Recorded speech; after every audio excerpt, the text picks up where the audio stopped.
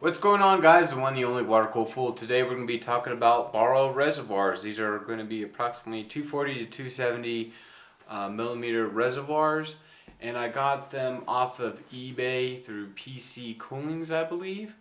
And there are, I think, $67. Shipping was decently priced, and I got them at a decent time as well. So that's always welcomed here at the, I guess we would call it my computer working lab, I guess. These are kind of like the T-virus style reservoirs where they're going to have dual helix going on in the reservoir. They use a cathode for the lighting. I would prefer LED.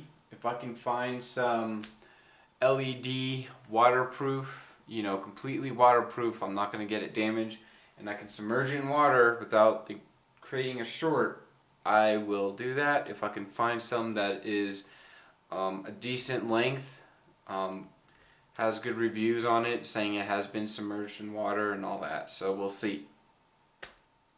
So let's go ahead and talk about the reservoir. Alright, now for here you're going to get two clips like so. You just pop that off and you have screws with it and all that. I'm not going to show that. But here at the top you can put the cathode in here, and I'm going to take this off. And make sure when you're unscrewing the cathode that you are unscrewing the fitting itself and not the wire, because you don't want any, twisting of the wire. So let me go ahead and put this here. So you can put the cathode A here at the top, B at the bottom. You also have two holes here on the left and right on the side, and again top and bottom. So you can essentially have the cathode coming up through the bottom if you would like, or at the top going down. The cathode is covered in glass. So essentially you're going to submerge this into water. Cathodes do take a little bit longer for them to essentially warm up, because cathode uses a gas, so you're going to have to wait maybe a little bit for the gases to fully expand. On some cathodes longer than others. It just depends on how long it's going to take. So one thing I like about this reservoir is that I can take this, go ahead and screw this in,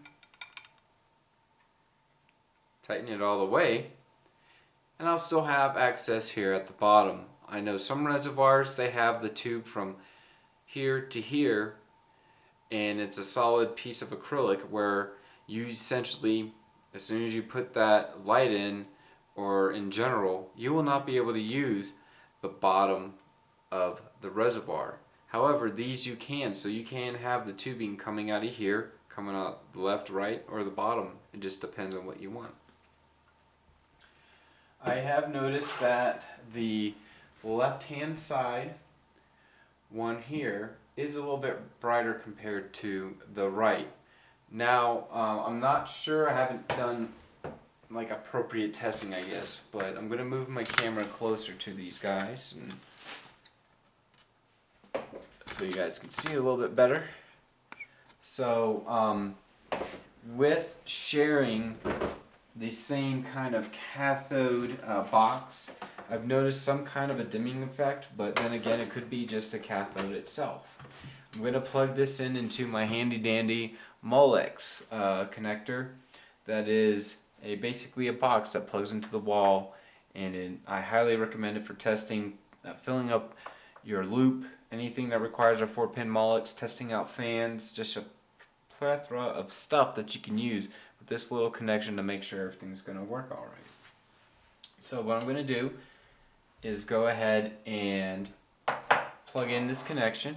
So it is going to be plugged in via Molex, like I said before, and all you have to do is just plug it in like so, and there you go. So I might have switched these around but the gases, again, are going to take a little while to heat up before you can see the full brightness of the cathode, or not the cathode, but just the illumination going around the helix itself. So I'm going to go ahead and take this one. I'm going to plug it in too.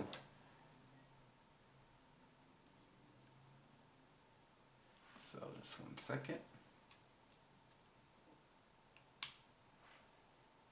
So I'm not sure if you could tell, but over time this one got brighter. Now I just plugged this one in, and this may take a minute or two for the gases to fully expand to get the true brightness of the color of the helix.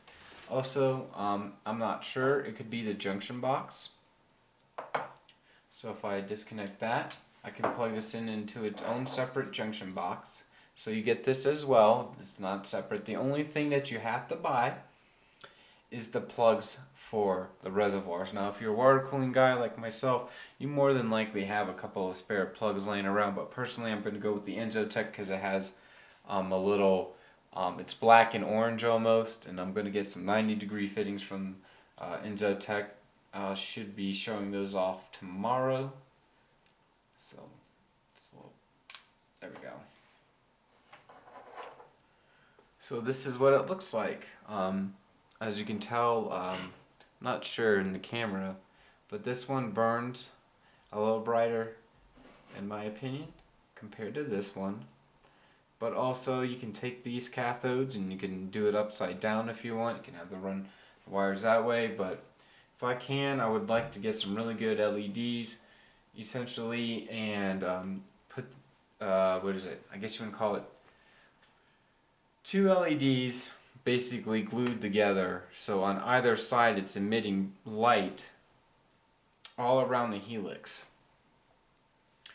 And with LEDs compared to these, once you plug them in, they're on. There isn't going to be a differentiation of lighting from the LEDs. The LEDs consume less power, they produce less heat, and they also generally last longer than cathodes, because cathodes is essentially a gas going on here. So as you can tell, this one's getting a little bit brighter. It takes about, maybe, I think I've timed it, probably 3 to 5 minutes before this one becomes fully illuminated to where it's the same as this one. Then again, it could be just on my perception of where you're looking at on the reservoir itself. So I definitely like these guys right here a lot. Here's one of the screws that you would get. Fairly small screw, and it just goes through the back of it, and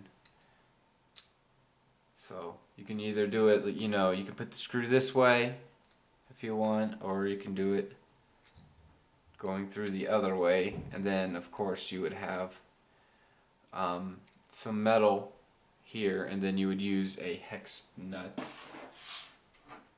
like so. And these guys are very, very small. Don't want to lose these guys. So personally, what I would like to do is run the screw kind of through the metal this way. And then for the hole, what I think would be really cool if they were able to do it, they probably could with some minor changes in designing, essentially have it where you can put the hex nut in, you drop it in, and you can just screw the screw into the nut, course, metal behind here, and have a secure platform for your reservoirs to mount onto. And with the STH10, I did get a new panel, and with that new panel, it is only for single wide magnum cases, and they changed the design probably within a year. And with that design, they included 4 more holes that are included on the motherboard tray, excuse me. And with those 4 holes, you can buy a bracket for like 13 bucks, not that bad, and you can mount your reservoir onto the case itself on the bracket instead of making holes into your case to mount your reservoir. Now it is a single wide reservoir holder. So that kind of means that these two reservoirs that I have right here are going to be fairly close to each other. We're talking probably centimeters from each other. Fairly close. So if I can get this, probably somewhere around there, and I'll go ahead and show you on the camera. So something like this is how close they're going to be. So, and as you can tell, just a little bit, but not much, you can see how this one's a little bit brighter now, in my opinion. And here's the like brackets and screws and all that stuff here. I have no idea what these metal brackets are for. There is no instructions. That's the only thing. So improvise. I'm not sure what these L brackets are for.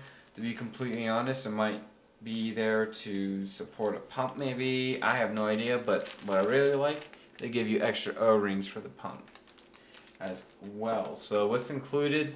You get the cathode, get a cathode box. It's connected via Molex. You get screws, 2 plastic holders like I said before, and you get mounting hardware.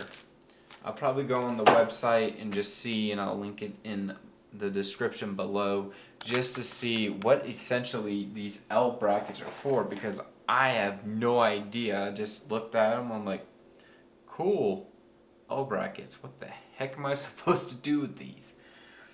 So that's pretty much my overview and slight review of this product. I'm hoping to have my case powder coated, let's see, Monday.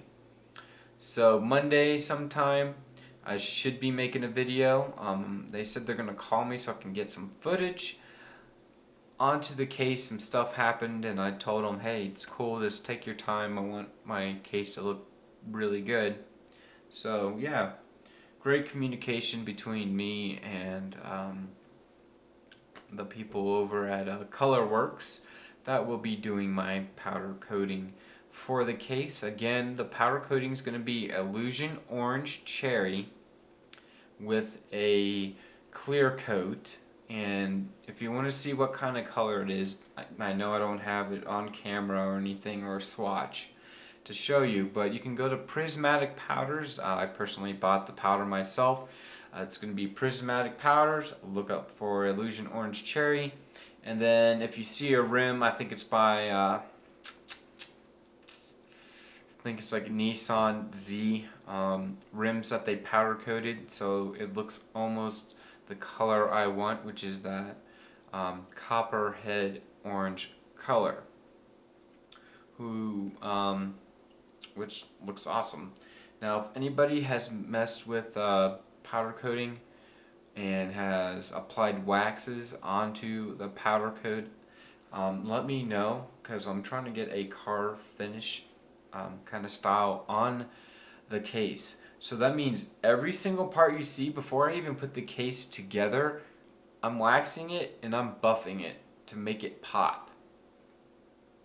So if anybody knows any products that is safe for powder coat paint, please let me know. I was talking to guys over at Colorworks, and some people have actually used wax and ended up damaging the finish on the product itself for the powder coat. So if anybody knows any good products for waxing for powder coating, please let me know. Be greatly appreciated. And as always, rate, comment, subscribe, click that like button. And remember guys, always have a great day now. Bye.